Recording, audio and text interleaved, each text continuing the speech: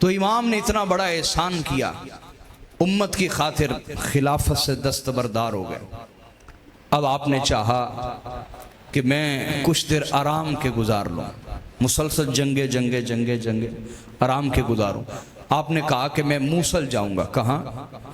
बोलिए ना मेरे भाइयों, मेरी 10 से 15 मिनट की गुफ्तगू रह गई है, आप इश्क और मोहब्बत से सुनिए, मेरी तरफ तवज्जो रखें। मूसल, मूसल ठंडा इलाका है वहाँ, जैसे ताइफ बड़ा ठंडा है, ताइफ मूसल भी ठंडा इलाका है, नॉर्मल खुशगवार मौसम होता है। आप वहाँ चले गए। वहाँ एक शख्स ने कहा, ए रसूलुल्लाह की औलाद, ए नवासे रसूल, आप मुझे शर्फ बख्शें, मेरे घर क़याम करें। आपने उसके घर क़याम कर लिया। बहुत सारे अहबाब मिन्नत समाजत करते रहे। आपने कहा कि ये पहले आया है, लिहाजा मैं इधर क़याम करूँगा। जिसके घर क़याम किया वो मेज़बान, क्या उसने पहले नाश्ते पे आपको जहर दिया, और ये जहर ज़ाहिरी सी बात है वो हुकूमती ओहदादारान के कहने पर दिए जा रहे थे। पहला जहर दिया गया आपको नाश्ते में, शदीद तकलीफ में आप मुब्तला हुए। इधर देखो मेरी तरफ यारा, मेरे बुजुर्ग बैठे, मेरे बेटे, मेरे भाई बैठे। पेट दर्द हो जाए ना तो तकलीफ नहीं सही जाती पेट दर्द की। इमाम हसन को जहर दिया गया, और जहर देने वाले कौन है? ईसाई नहीं है, यहूदी नहीं है, हिंदू नहीं है। आज हम आले रसूल से आज के दौर में भी नफरत करने वाले गैर मुस्लिम ईसाई हमारी इज्जत पे कीचड़ नहीं उछालते। अपने बड़े बड़े कलमे पढ़ने वाले, बड़े बड़े परहेजगार कहलाने वाले, नेकोकार कहलाने वाले हुजूर की आल औलाद की इज्जत पे हमेशा हमले करेंगे। अकल से काम लीजिए हमेशा। अगर अकल नहीं है तो खुदा के हुजूर दुआ कर लें कि या अल्लाह मुझे हक का रास्ता अता फरमा। क्या ये दुआ कर लें, सब कुछ छोड़ दें, सजदों में रोने लग जाएं कि अल्लाह मुझे हक का रास्ता अता फरमा, और देखिएगा खुदा आपको नबी के घराने का रास्ता अता फरमाएगा।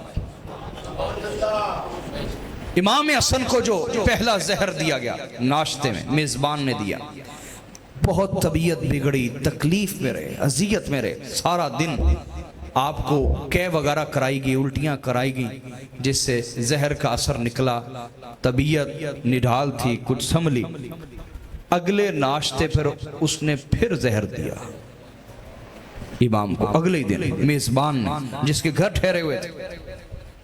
फिर शदीद तकलीफ, अजियत, सारा दिन आपका इलाज होता रहा, आपको उल्टियाँ आती रही, क्या आती रही, तकलीफ में मुब्तला रहे। लेकिन अल्लाह ने अभी जिंदगी में और तकलीफें लिखी थी, अभी और दर्द लिखे थे, इसलिए आपकी शहादत ना हुई। या शायद इस उम्मत के बड़े बड़े ज़ाहरी परहेजगारों ने और खुल के सामने आना था, मुनाफिकीन ने और खुल के सामने आना था। तीसरे दिन फिर नाश्ते में इमाम को जहर दिया गया। 3 जहर मूसल में आपको दिए गए। तीसरे दिन उसने लिखा जिसको लिखना था कि मैंने 3 जहर दिए, ये बच रहे हैं, रोजाना बच जाते।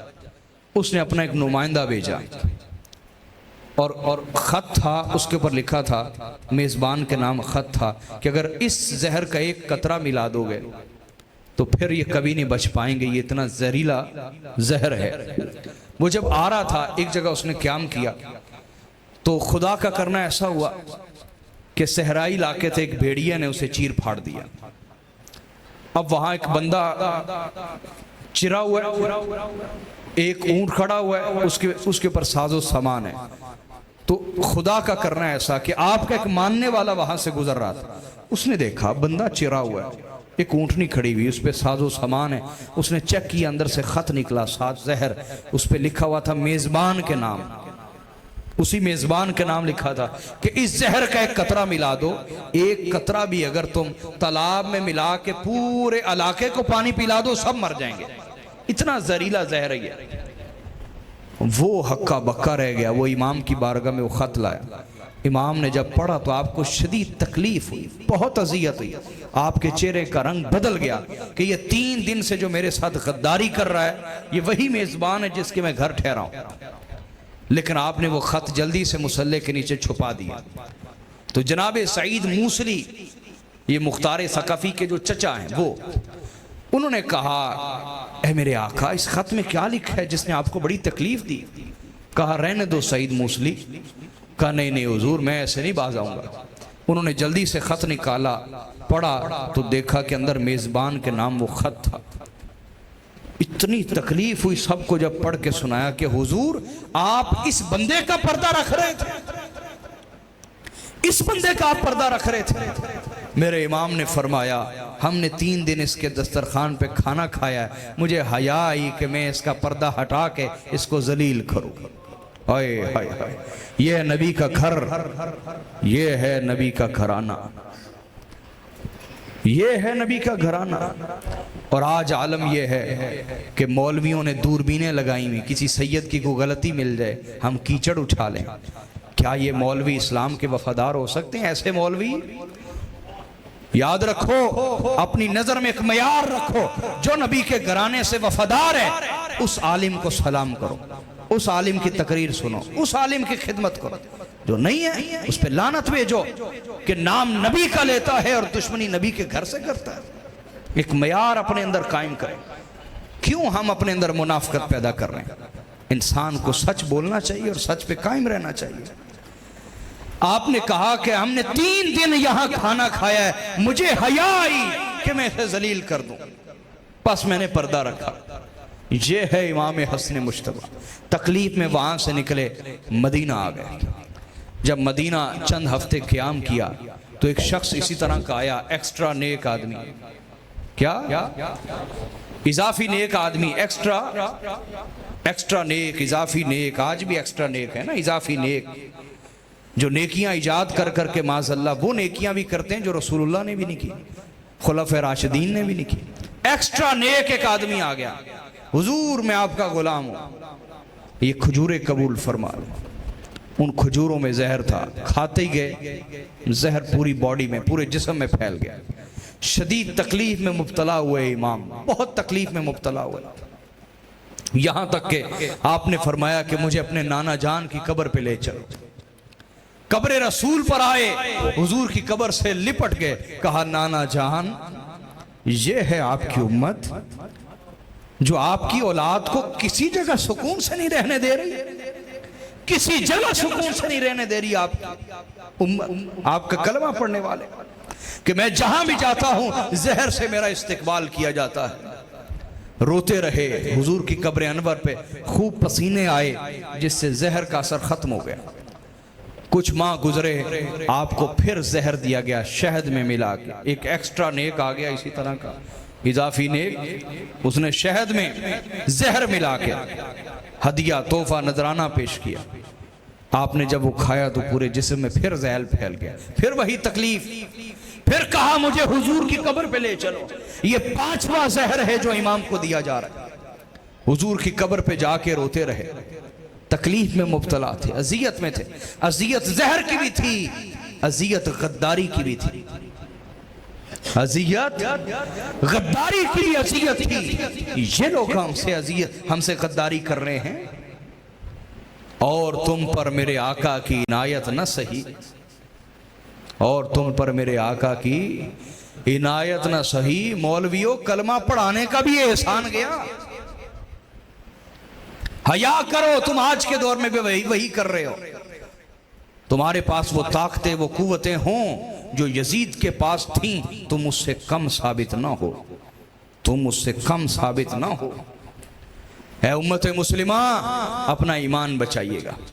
आप हुसैन के नाना का सदका खाते हैं, हमेशा उनसे वफादार रहें। उस घर से, जिस घर से इस्लाम मिले, जिस घर से ईमान मिले, जिस घर से सारी इज्जतें मिली हैं, उस घर को हमेशा अपने सामने रखो।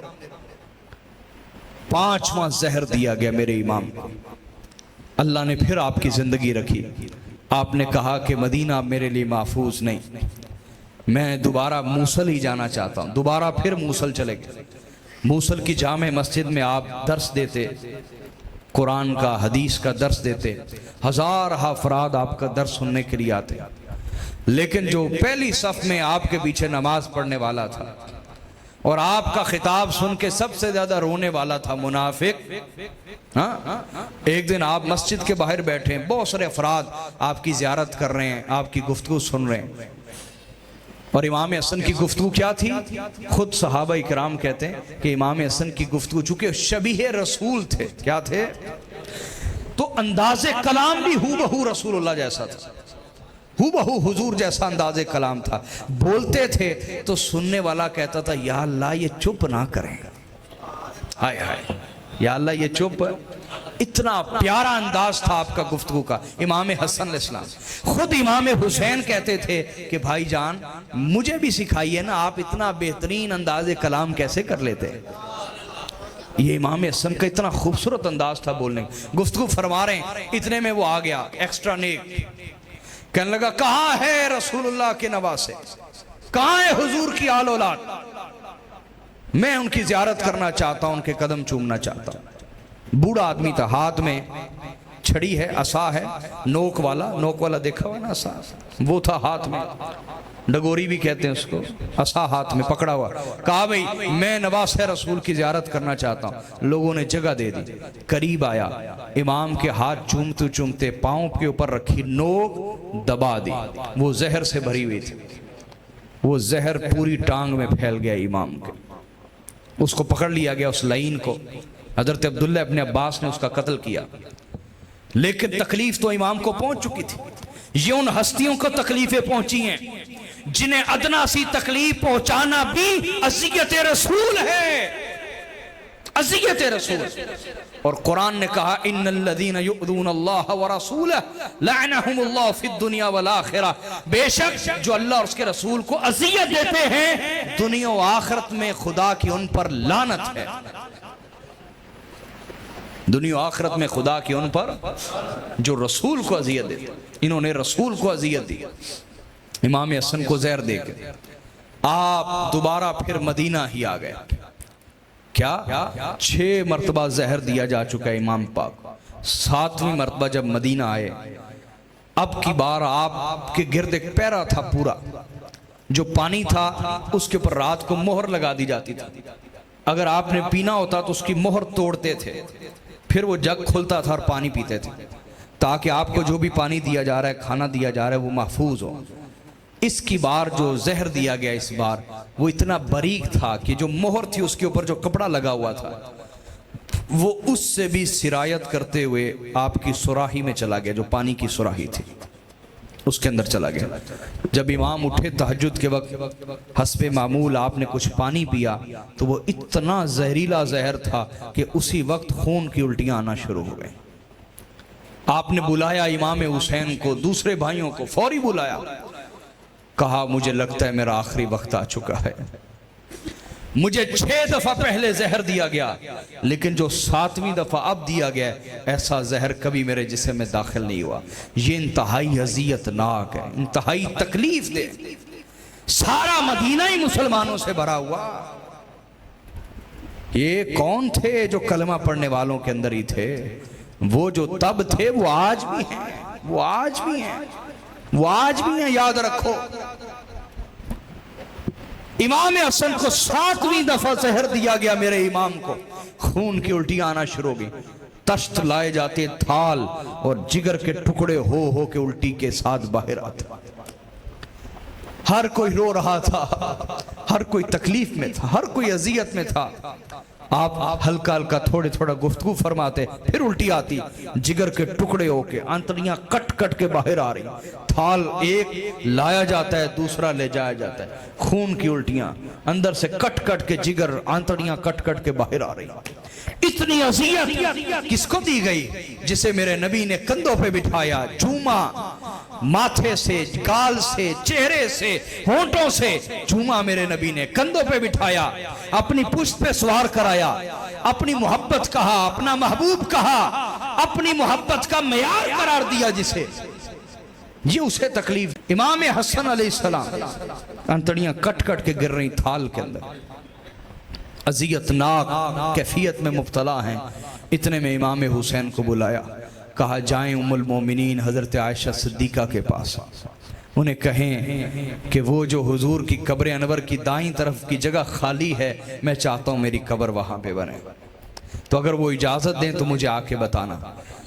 जब वो गए तो हज़रत आयशा सिद्दीक़ा ने कहा कि ये जगह तो मैंने अपने लिए रखी थी, लेकिन अगर इमाम हसन ने ख्वाहिश का इजहार किया है तो वो मुझसे ज़्यादा हक रखते हैं कि मेरे नबी ने कभी उन्हें अपने सीने से जुदा न किया, आज भी वो हक रखते हैं कि हुजूर के साथ लेटें कब्र में भी, मैं उन्हें इजाज़त देती हूँ। इमाम हसन के पास आए, कहा कि अगर मेरे जनाजे पे कोई फसाद ना किया इन्होंने, सोचो कितनी तकलीफ में होंगे इमाम। ये भी पूरा अंदेशा था और ऐसा ही हुआ। कहा अगर मेरे जनाजे पर इन्होंने फसाद किया, मुझे जहर देने वालों ने, तो फिर मुझे आम मुसलमानों के साथ दफन कर देना, मेरे जनाजे पर लड़ाई मत करना, फसाद मत करना।